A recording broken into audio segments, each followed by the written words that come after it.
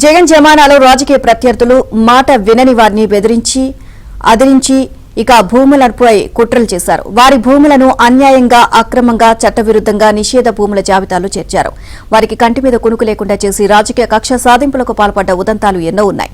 ఇలా రాష్ట్రమంతా కలిపి 38,000 ఎకరాలను 22A కేటగిరీలు చేర్చి వేధింపులకు పరాకాష్ఠకు తీసుకువెళ్లారు.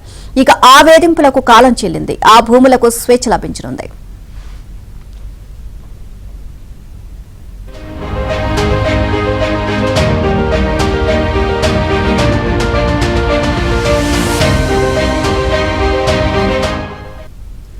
అన్యాయంగా అకారణంగా నిషేధ జాబితా 22Aలో చేర్చిన భూములు ఒక్క క్షణం కూడా అలా ఉండడానికి వీల్లేదని వెంటనే స్వేచ్ఛ కల్పించాలని సర్కార్ ఆదేశాలు జారీ చేసింది.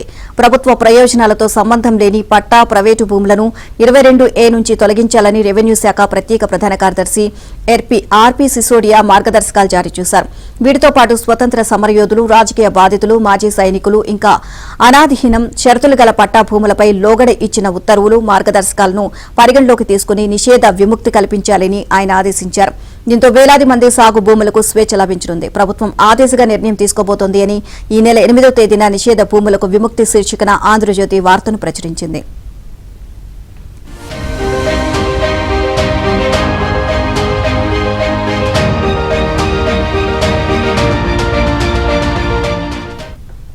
ప్రభుత్వం ప్రజల నివాసం కోసం హౌసింగ్ బోర్డు కాలనీలు ఏర్పాటు చేసింది. ఇందుకోసం భూములు కేటాయించింది. ఆ తర్వాత వాటిని ప్రజలకు విక్రయించారు.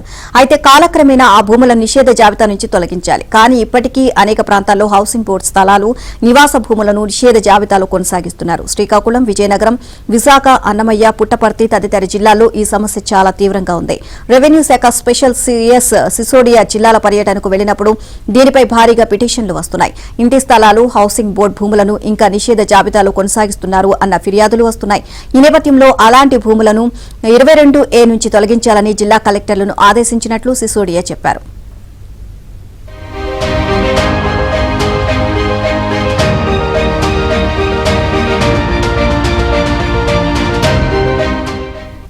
ప్రభుత్వం హౌసింగ్ బోర్డులకు ఇంటి స్థలాలు ఇచ్చింది. వాటిని ప్రజలు కొనుక్కున్నారు, ఇళ్లు నిర్మించుకుని జీవిస్తున్నారు. ఏళ్లు గడుస్తున్నా ఆ భూములు ఇంకా 22Aలో ఉంచడం సరైంది కాదని, ఆ రికార్డులను మార్చాలని, ఆ భూములను నిషేధ జాబితా నుంచి తొలగించాలని కలెక్టర్లకు ఆదేశాలు ఇచ్చామని అన్నారు సిసోడియా. ప్రజల సాగు భూములు, ఇంటి స్థలాలు ఏ కారణంతోనైనా నిషేధ జాబితాలో ఉండడానికి వీల్లేదని స్పష్టం చేశారు.